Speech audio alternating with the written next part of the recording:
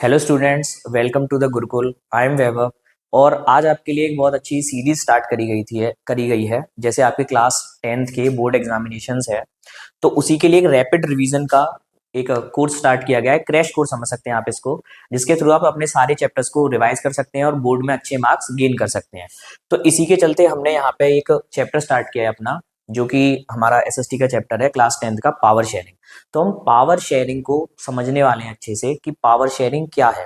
अब power sharing एक देश में होना क्यों इम्पोर्टेंट है, और उसके अलावा कि अगर पावर शेयरिंग होगी तब क्या होगा, एंड अगर पावर शेयरिंग नहीं होगी तो उससे क्या क्या प्रॉब्लम आएंगी। तो चलिए थोड़ा सा देखते हैं इसको। अब पावर शेयरिंग से हम क्या समझने वाले हैं, ये भी एक चीज देखते हैं। तो पावर शेयरिंग से हम अंडरस्टैंडिंग डेमोक्रेसी, यानी हम डेमोक्रेसी को समझेंगे कि आखिर डेमोक्रेसी के अंदर पावर शेयरिंग क्यों इंपॉर्टेंट है। तो अगर हम पावर शेयरिंग समझेंगे तो हमें डेमोक्रेसी समझ में आएगी, डेमोक्रेसी समझेंगे तो हमको पावर शेयरिंग समझ में आएगी। इसके बाद है एकोमोडेशन। एकोमोडेशन का मतलब होता है कि देखिए, आपके एक देश में काफी डाइवर्सिटी है, और स्पेशली इंडिया में तो काफी डाइवर्सिटी है। तो उस डाइवर्सिटी के होने के बाद भी सभी को जोड़ कर रखना, ये एकोमोडेशन है। एंड ये सब जोड़ के रखेंगे, उससे देश में यूनिटी आएगी, ये तो ऑब्वियस बात है। तो इसी को चलते हैं हम आगे देखते हैं अपनी चीजों को, कि आखिर हम इस चैप्टर में पढ़ने क्या क्या वाले हैं, वो भी एक इंपॉर्टेंट बात है। तो देखिए, सबसे पहले हम इसमें समझेंगे, दो देश के एग्जाम्पल लेंगे। उनमें से जो सबसे पहला हमारा देश है वो है बेल्जियम। अब देखिए, बेल्जियम में ऐसा क्या स्पेशल हुआ। तो बेल्जियम में उन लोगों ने, जो बेल्जियम के सिटीजन्स थे, उन्होंने पावर को शेयर किया। वहां की जो गवर्नमेंट थी उसने पावर को शेयर किया डिफरेंट ऑर्गन्स के बीच, डिफरेंट पीपल्स के बीच। कुछ उन्होंने मीजर्स लिए, तो उससे वहां पर क्या हुआ ये देखिए, यहाँ पे आप समझिए।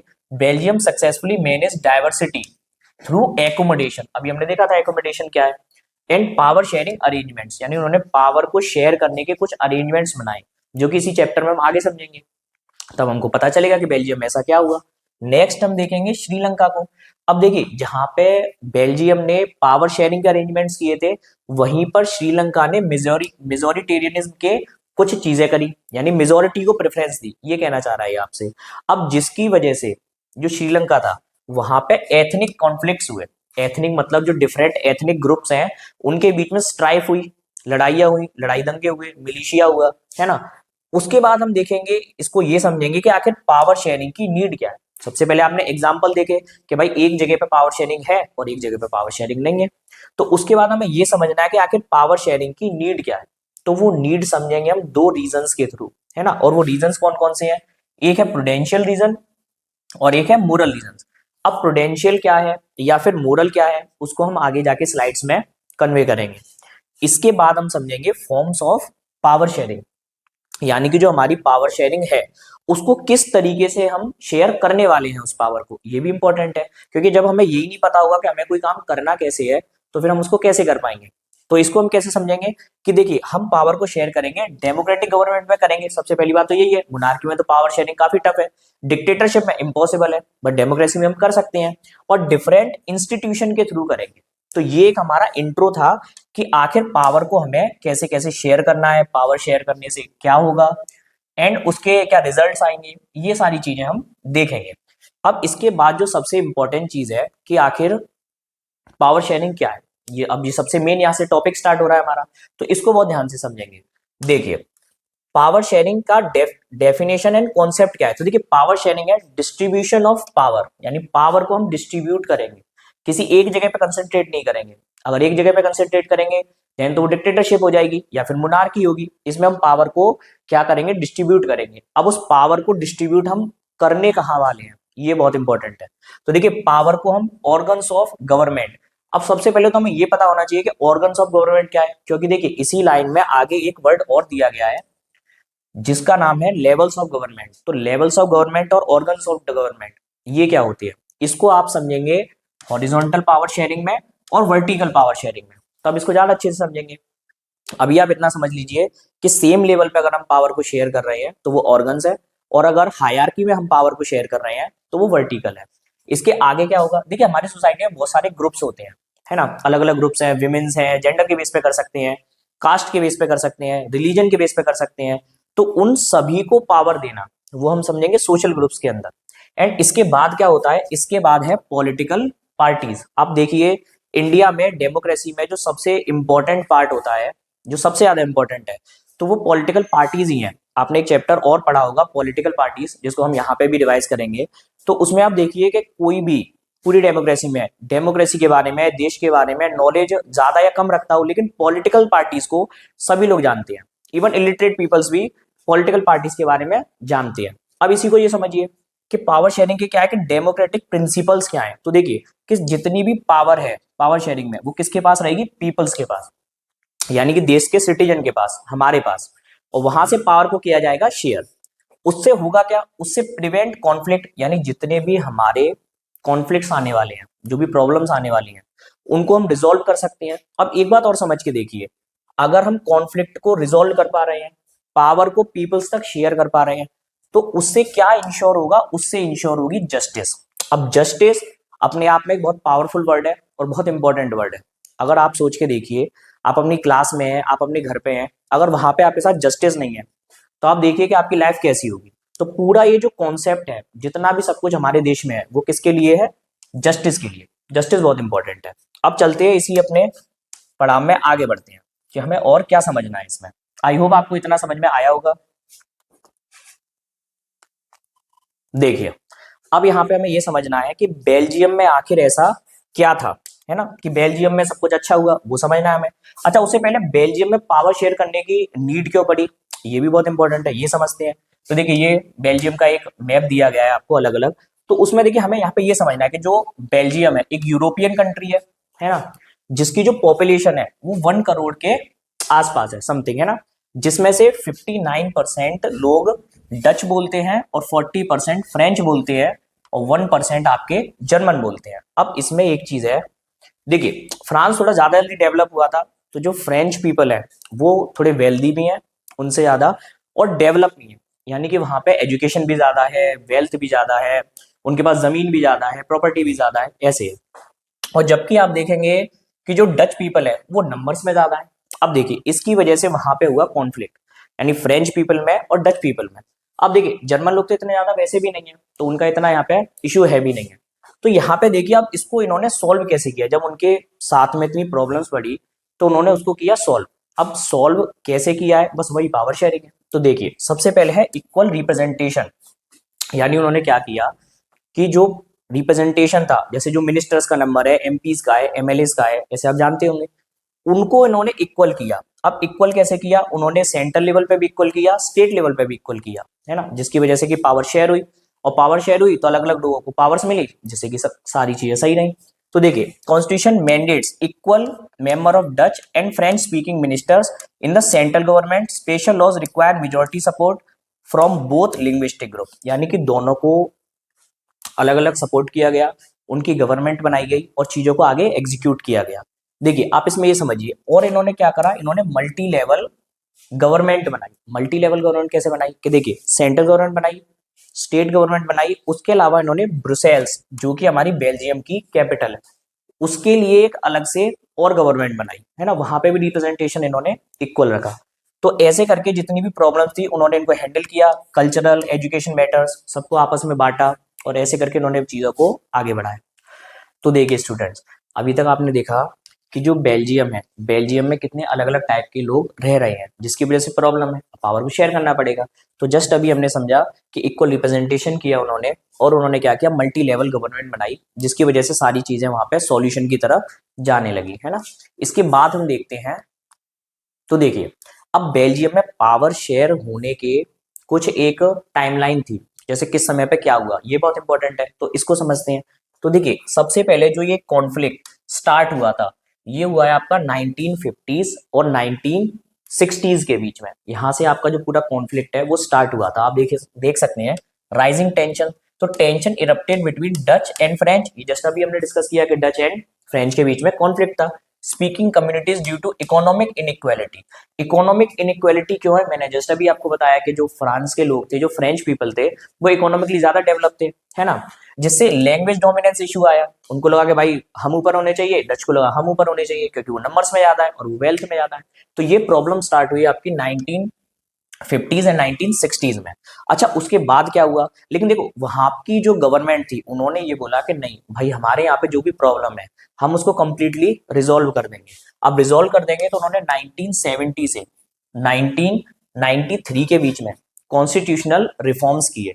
अब कॉन्स्टिट्यूशनल रिफॉर्म्स क्या है, देखिए वो जिद पे आ गए कि हम इस प्रॉब्लम को पूरे तरीके से चेंज करके मानेंगे, सारी चीजों का सॉल्यूशन निकालेंगे। इस तरीके से बात आगे चली। तो उन्होंने देखिए इतने काफी सिंसियरली 4 टाइम्स अपने कॉन्स्टिट्यूशन को अमेंड किया। कितने टाइम्स किया? 4 टाइम्स। ये काफी इंपॉर्टेंट बात है। और उन्होंने अलग अलग इनोवेटिव आइडियाज लेके आए। देखिए इनोवेशन का मतलब है कुछ भी नया करना, और ये बहुत इंपॉर्टेंट है। आप देखते हैं कि हर चीज में इनोवेशन आते हैं, फोन्स के नए मॉडल्स आते हैं, कार के नए मॉडल्स आते हैं, तो हर चीज में इनोवेशन है।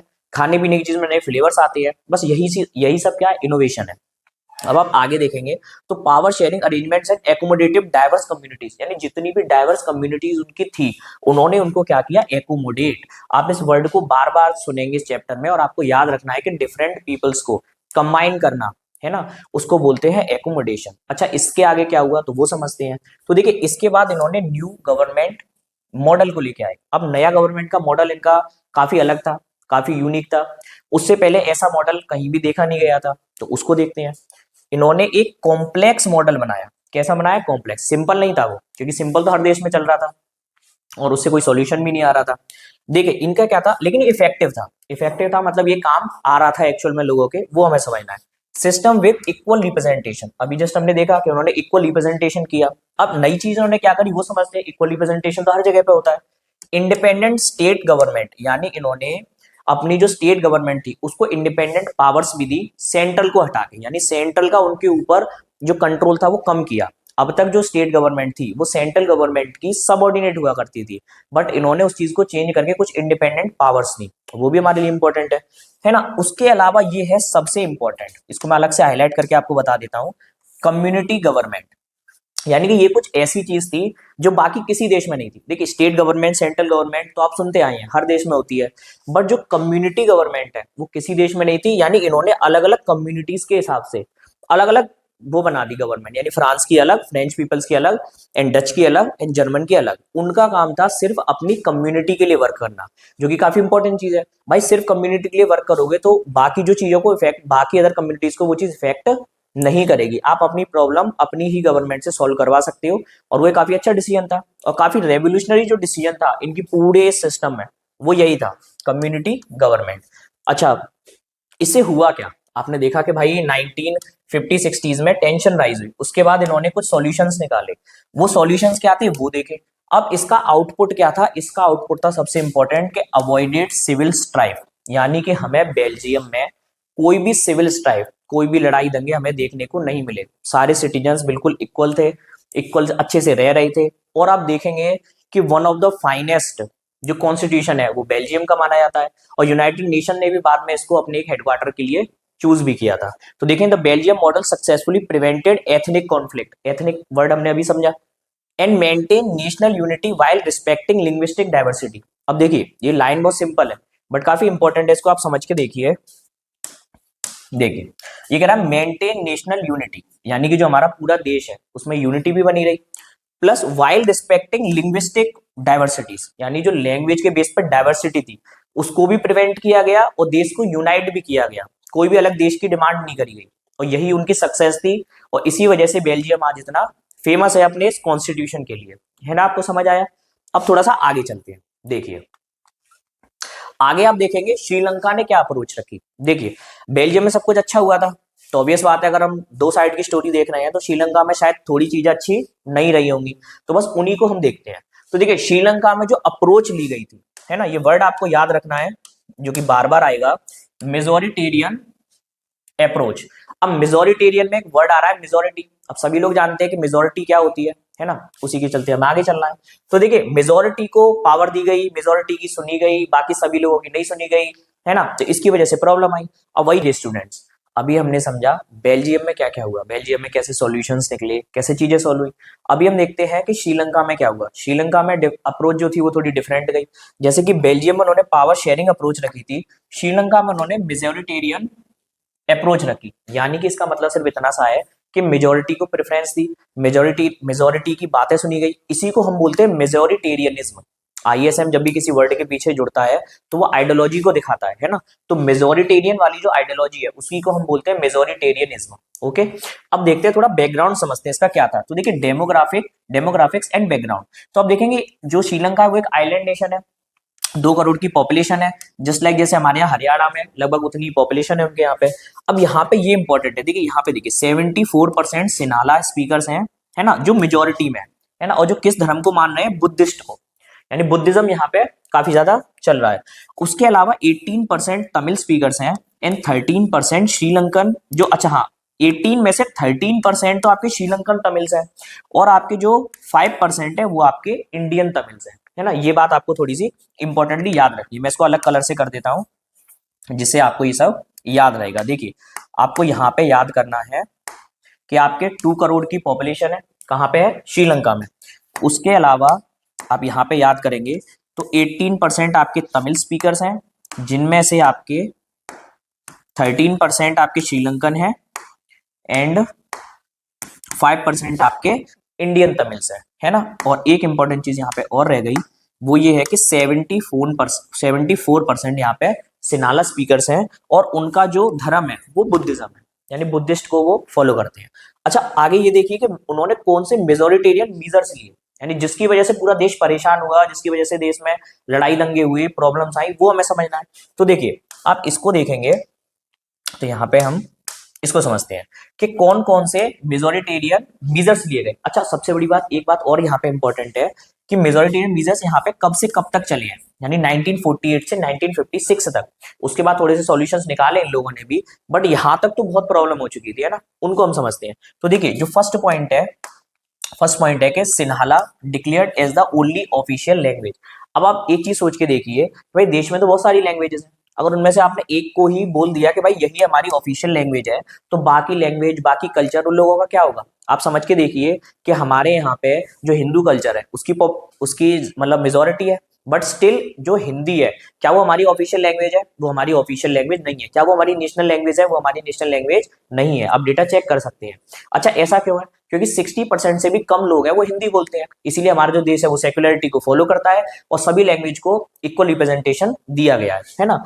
इसके अलावा इन्होंने क्या करा, कि बुद्धिज्म को प्रमोट किया। अब आप सोच के देखिए, एक देश में तो काफी सारे धर्म है, अगर वहां की गवर्नमेंट ही किसी पर्टिकुलर धर्म को प्रमोट करेगी तो बाकी सब धर्म वालों का क्या होगा, है ना, इक्वेलिटी नहीं होगी। तो ये एक प्रॉब्लम रही।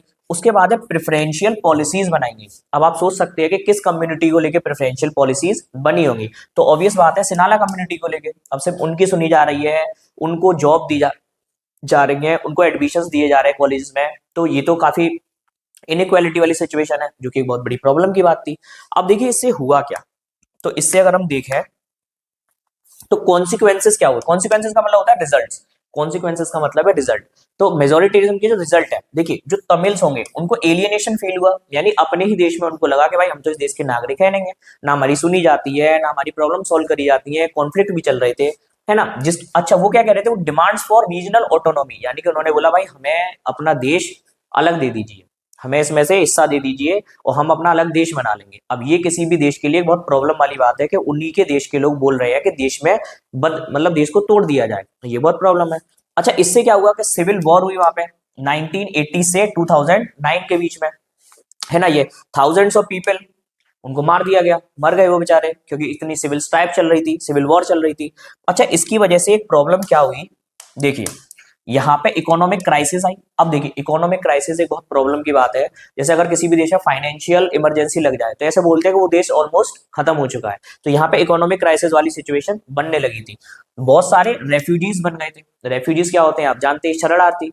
अब उनमें से बहुत सारे लोग इंडिया भी आए, बट इंडियन गवर्नमेंट कितने ही लोगों को रेफ्यूजीज बना के रख सकती है ना, ये भी एक प्रॉब्लम थी। एंड सोशल डिस्ट्रक्शन हुआ, यानी सोसाइटी पूरी तरीके से एकदम आप कह सकते हैं बहुत एक बेकार समय से गुजर रही थी। ऐसी सिचुएशन कुछ देखने को मिली क्योंकि इन्होंने मेजोरिटेरियन मीजर्स को फॉलो किया।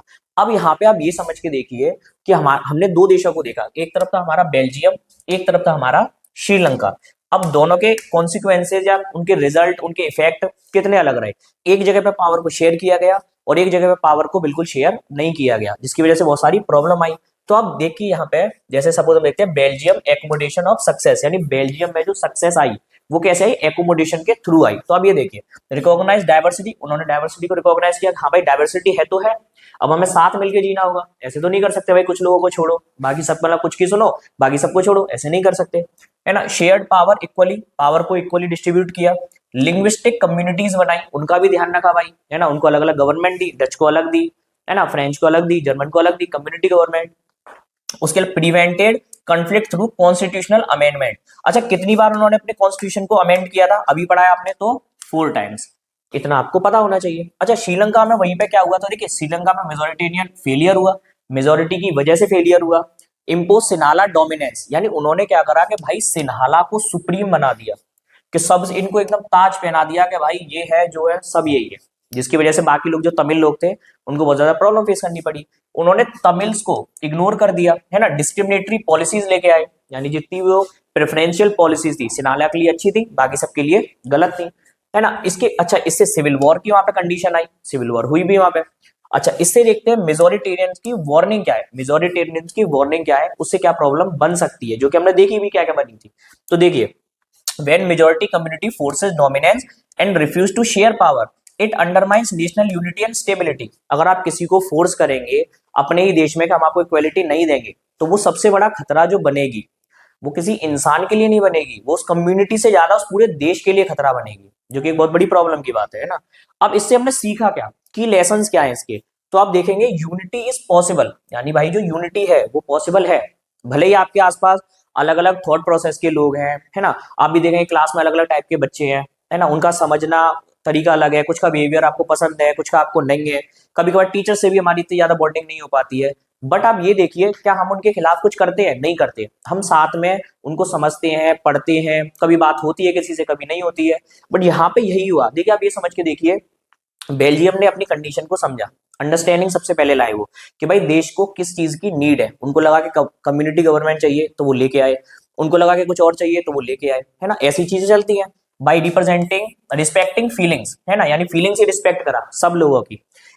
इंटरेस्ट ऑफ डिफरेंट कम्युनिटीज, यानी सबके इंटरेस्ट देखे, है ना। अच्छा देखिए ये यहाँ पे वर्ड बहुत इंपॉर्टेंट है, म्यूचुअली। म्यूचुअली का मतलब भाई आप अपनी भी इज्जत कर रहे हो पर सामने वाले की भी कर रहे हो, और सामने वाला अपनी भी कर रहा है बट आपकी भी कर रहा है, तो म्यूचुअली उन्होंने उन चीजों को करा। पावर के जो अरेंजमेंट्स थे वो करे डिफरेंट, तब जाके वहां पे कुछ चीजें सॉल्व हुई। अब आपके सामने है कि भाई बेल्जियम में क्या हुआ, श्रीलंका में क्या हुआ, उसकी वार्निंग्स क्या है और उससे हमने सीखा क्या, काफी इंपॉर्टेंट बात है ये भी, है ना। अब देखते हैं आगे चलते हैं। तो देखिए एक क्वेश्चन है जो बोर्ड्स में बार बार रिपीट हुआ है और शायद इस चैप्टर का सबसे इंपॉर्टेंट यहीं से बनेगा, है ना। ये देखिए, why is power sharing desirable, यानी कि पावर शेयरिंग इतनी डिजायरेबल क्यों है। तो देखिए पावर शेयरिंग इसलिए डिजायरेबल है, उसके 2 रीजन है, जैसे आप एक बार समझ के देखिए। फर्स्ट है प्रूडेंशियल रीजन, है ना, सेकंड है मोरल। तो देखिए प्रूडेंशियल रीजन को हम प्रैक्टिकल बेनिफिट्स बोलते हैं या प्रैक्टिकल रीजन कह सकते हैं, जो डेली लाइफ में काफी प्रैक्टिकल है ना। दूसरा है मोरल रीजन, जिनको हम एथिकल प्रिंसिपल्स बोल सकते हैं। अच्छा आप इसको थोड़ा ऐसे भी समझ सकते हैं कि ये थोड़े इमोशनल साइड है या फिर एक फीलिंग वाली बात है वो है, और ये थोड़े से प्रैक्टिकल है। जैसे आप सपोज करिए कि मोबाइल फोन है ना, या कार है या कुछ भी है, तो जैसे अगर आपको एक पॉइंट ए से पॉइंट बी पर जाना है ना, आपको आगरा से और जयपुर जाना है, तो आपके पास 2 चीजें हैं कि आप देखिए गाड़ी के थ्रू जाएंगे तो आप जल्दी पहुंच जाएंगे, एक तो ये प्रैक्टिकल हुआ कि आपका टाइम बचेगा, है ना, आपको मेहनत नहीं करनी पड़ेगी, आराम से बस बैठ के जाना है। अच्छा उसका इमोशनल रीजन क्या हुआ कि जिस काम के लिए आप जा रहे हैं, सपोज आप अपने अपनों से मिलने जा रहे हैं, आपके रिलेटिव से मिलने जा रहे हैं, अपने फ्रेंड से मिलने जा रहे हैं, तो आपकी एक इमोशनल फुलफिलमेंट भी तो कर रहा है ना वो। तो बस इतना ही अंतर है कि थोड़े मोरल रीजन जो हमारी मोरालिटी पे बेस है और हमारे कुछ प्रूडेंशियल रीजन। तो आइए इनको समझते हैं। तो देखिए ये क्या करेगा प्रूडेंशियल रीजन में, reduce possibility of conflict between social groups and communities, यानी कॉन्फ्लिक्ट की पॉसिबिलिटी को ही रिड्यूस कर देगा, यानी कॉन्फ्लिक्ट नहीं होने चाहिए भाई, जब तक सबकी सुनी जाएगी तो कॉन्फ्लिक्ट होंगे भी नहीं। उसके बाद है helps to maintain political stability, यानी जो पॉलिटिक्स है उसमें जब स्टेबिलिटी आएगी, पॉलिटिकल जो राइट्स हैं, पॉलिटिकल प्रॉब्लम्स हैं, पॉलिटिकल सॉल्यूशंस है, उनमें एक स्टेबिलिटी रहेगी, है ना, कुछ भी एकदम अप डाउन वाला नहीं होगा, है ना। नेशनल यूनिटी प्रिवेंट होगी भाई, जब सब लोगों को राइट्स मिलेंगे तो नेशन में यूनिटी होगी, है ना, सभी एक दूसरे को रिस्पेक्ट की नजरों से देखेंगे, म्यूचुअली रिस्पेक्ट होगी तो देश में यूनिटी होगी। उसके अलावा प्रिवेंट डोमिनेशन, किसी का भी भाई डोमिनेशन नहीं होगा, कोई भी जो हमारे एक सिंगल ग्रुप है ना, उसके हिसाब से कुछ भी नहीं चलेगा, सबकी सुनी जाएगी। अच्छा ये थे आपके प्रैक्टिकल बेनिफिट्स या प्रूडेंशियल रीजन, ये आपको लिखने आते हैं प्रूडेंशियल रीजन क्या होता है, मोरल रीजन क्या होता है, तो ये भी हमें समझना इंपॉर्टेंट है। इसके बाद है हमारे कुछ मोरल रीजंस। तो मोरल रीजन को अगर हम समझेंगे तो देखिए, these reason emphasise power sharing as an interestingly valuable principle that upholds democratic ideals with human dignity, है ना, काफी मोरालिटी की बात है ये तो। अब देखिए, power sharing is the very spirit मतलब सबसे बेसिक स्पिरिट है। सपोज आप एक स्पोर्ट्समैन है, तो आप जब खेल रहे हैं, अब खेल रहे हैं, आपकी चोट लग गई, तो क्या आप गेम छोड़ के ग्राउंड से चले जाएंगे? आप नहीं जाएंगे, वो आपकी स्पोर्ट्समैनशिप है। तो ऐसे ये डेमोक्रेसी की सबसे वेरी स्पिरिट है, मतलब सबसे बेसिक स्पिरिट है, एसेंस ऑफ डेमोक्रेटिक गवर्नमेंट है कि भाई पावर तो शेयर होनी चाहिए। डेमोक्रेसी का मतलब ये सबको अधिकार हो, और अधिकार कब होंगे? जब पावर को शेयर करेंगे, अधिकार से ही तो आपको पावर शेयर हो रही है। तो देखिए, people have fundamental rights be consulted on how they are government और गवर्न, यानी सबसे इंपॉर्टेंट बात है कि लोगों को पूरा अधिकार है कि उन पे कैसे गवर्न किया जाना चाहिए, और ये इंपॉर्टेंट भी है ना। ये इंपॉर्टेंट क्यों है कि आप ये समझिए कि भाई मेरे पास अगर राइट टू वोट है, तो मुझे अधिकार है ना कि मैं किसको चाहता हूं चूज करना, कि कौन मुझ पे गवर्न करेगा और किस तरीके से करेगा। जिस भी पॉलिटिकल पार्टी से मेरी आइडियोलॉजी मैच होगी, मैं उसी को तो वोट दूंगा, और आप भी यही करेंगे। तो ये भी बात है। Ensure fairness, justice and equal participation. आप ये देखेंगे कि भाई देखिए, अगर पावर शेयर होगी तो फेयरनेस रहेगी, सबके पास पावर है, सबको अधिकार है, किसी के साथ कोई इनजस्टिस नहीं होगी, है ना। इक्वल पार्टिसिपेशन रहेगा। इक्वल पार्टिसिपेशन कैसे है कि भाई जब सबकी वोट की वैल्यू एक है, सभी को अलग तरीके से मतलब एक एक तरीके से प्रोपोर्शनेट किया गया है, तो उनकी वोट सारी चीजें सेम रहेंगी, है ना, यानी कि इक्वल पार्टिसिपेशन रहेगा, है ना। तो ये थे आपके कुछ रीजंस, यानी कि पावर शेयरिंग के मोरल एंड आपके प्रूडेंशियल रीजन। अब देखते हैं आगे। अब देखिए, अब ये चैप्टर थोड़ा एंड की तरफ जा रहा है, तो लास्ट पार्ट में बिल्कुल कंसंट्रेशन को अपना आप बढ़ाइए और थोड़ा यहाँ पे ध्यान दीजिए। जैसे देखिए, पहला है हमारा forms of power sharing in a democracy, है ना, कैसे कैसे हम पावर को भाई शेयर करने वाले हैं। तो देखिए, फर्स्ट है हॉरिजॉन्टल डिवीजन, सेकंड है वर्टिकल, थर्ड है आपका सोशल ग्रुप्स, एंड फोर्थ है आपका पॉलिटिकल पार्टीज। तो सबसे पहले फर्स्ट को समझते हैं, हॉरिजॉन्टल डिवीजन। अच्छा, इसको हम बोलते हैं ऑर्गन्स ऑफ गवर्नमेंट, है ना। ये वही है, देखिए जैसे लेजिस्लेटिव, है ना, मैं यहाँ पे लिख देता हूँ इस चीज को, यहाँ पे शायद नहीं है, अच्छा यहाँ पे है। देखिए, यहाँ पे जैसे पावर के जितने भी ऑर्गन्स हैं वो सेम लेवल पे होते हैं। सपोज मैं यहाँ पे शॉर्ट में लिखूं तो लेजिस्लेटिव, है ना, और आपका एग्जीक्यूटिव और आपका जुडिशरी। अच्छा, एक लेवल पर होने का मतलब है कि ये तीनों इक्वल है और एक दूसरे को जज कर सकते हैं, ये एक बात है। तो देखिए, power shared among different organ of the government at the same level for the check and balances. अच्छा, ये बात आपको बहुत ज्यादा याद रखनी है कि ये वाला जो मेथड है, इसका दूसरा नाम है चेक एंड बैलेंसेस, क्योंकि ये एक दूसरे को चेक करते रह रहे हैं। भाई लेजिस्लेटिव वाला कुछ गलत करेगा तो उसके लिए जुडिशरी है, एग्जीक्यूटिव्स हैं, अगर मान लो ये गलत करेगा तो इसके लिए ये दोनों है, और ये गलत करेगा तो इसके लिए लेजिस्लेटिव और एग्जीक्यूटिव है ना। Legislative makes laws. अब लॉज कौन बना रहा है भाई? लेजिस्लेचर वाले बना रहे हैं, हमारे मंत्री जो है वो सब बना रहे हैं। कंट्रोल्स एग्जीक्यूटिव फंक्शंस, है ना, एग्जीक्यूटिव फंक्शंस को कंट्रोल कर रहे हैं, है ना। इसके बाद जो एग्जीक्यूटिव है वो पूरे देश में उसको लागू करवा रहे हैं, इनेक्ट करवा रहे हैं, ये चीजें करेंगे, है ना। और लास्ट में है आपका जुडिशरी। अच्छा, जुडिशरी का काम क्या है भाई? इन दोनों ने अपना काम कर दिया, उसके बाद भी अगर कोई अपनी चीजों को फॉलो नहीं कर रहा है, लॉस को नहीं मान रहा है, तो उसके लिए क्या होगा? उसके लिए ये होगा कि भाई जुडिशरी उसको पनिशमेंट देगी, है ना। अच्छा, ये तीनों एक ही लेवल पे फिर से याद रखना है, तो इसको हम बोलते हैं हॉरिजॉन्टल डिवीजन ऑफ पावर, यानी कि इसके अंदर कोई भी हायरार्की नहीं है। अगर इसके अंदर हायरार्की नहीं है तो शायद आगे वाले में हायरार्की हमें देखने को मिल सकती है, तो वो भी समझेंगे, है ना। तो यहाँ पे देखिए, आप सेकंड वाले पे आइए, वर्टिकल। अच्छा, आप एक छोटी सी बात और समझ के देखिए, आप इसको याद करने के लिए देख सकते हैं कि जैसे मैं अगर हॉरिजॉन्टल लाइन को ड्रॉ करूं, तो मैं कुछ इस तरीके से करूंगा, है ना, यानी कि जितने भी इस पे अगर पॉइंट्स हैं तो वो सेम एलिवेशन पे है। अच्छा, अगर मैं वर्टिकल को ड्रॉ करूंगा तो कुछ ऐसे करूंगा, यानी कि इसमें जो डिवीजन है वो हायरार्कल है, यानी जो ऊपर होगा उसके पास पावर ज्यादा होगी, जो नीचे होगा उसके पास पावर थोड़ी सी कम होगी, और जो उसके भी नीचे होगा उसके पास पावर और थोड़ी कम होगी। तो वर्टिकल में यही है। अच्छा, वर्टिकल को कैसे देखेंगे हम? तो देखिए, सेंट्रल गवर्नमेंट सबसे ऊपर, हमारे यहाँ सेंट्रल गवर्नमेंट आती है।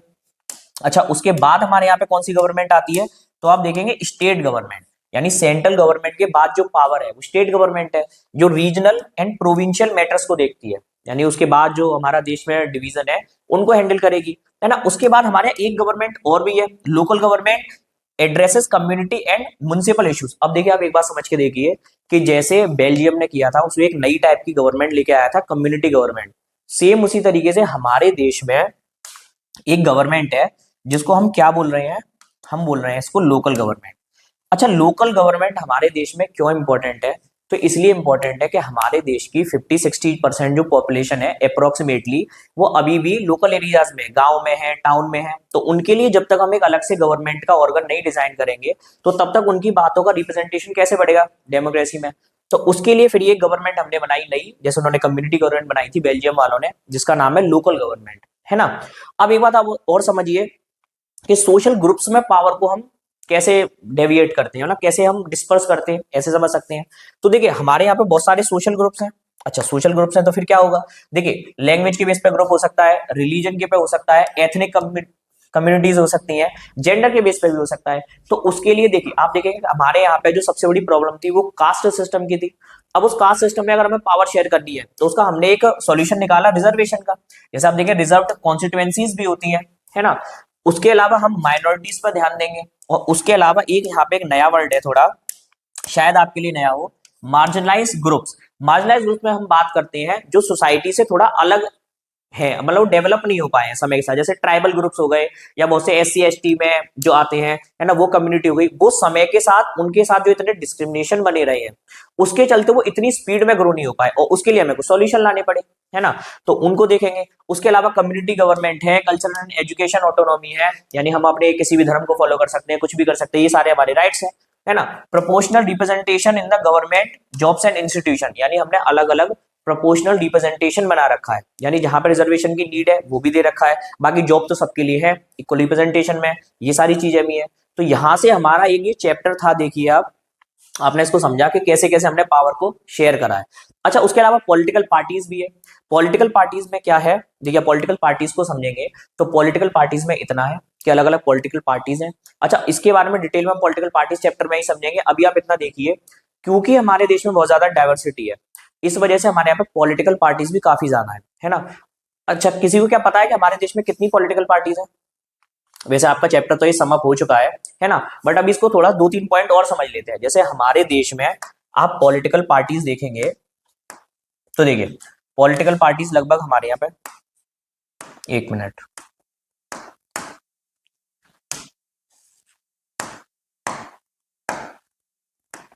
हाँ, तो हमारे यहाँ पे जो लगभग पॉलिटिकल पार्टीज है वो 750 प्लस है। अब इतनी पॉलिटिकल पार्टीज क्यों है? क्योंकि डाइवर्सिटी बहुत ज्यादा है। इसके अलावा आप एक चीज और समझिए, एक वर्ड और है यहाँ पे होना चाहिए था, प्रेशर ग्रुप्स।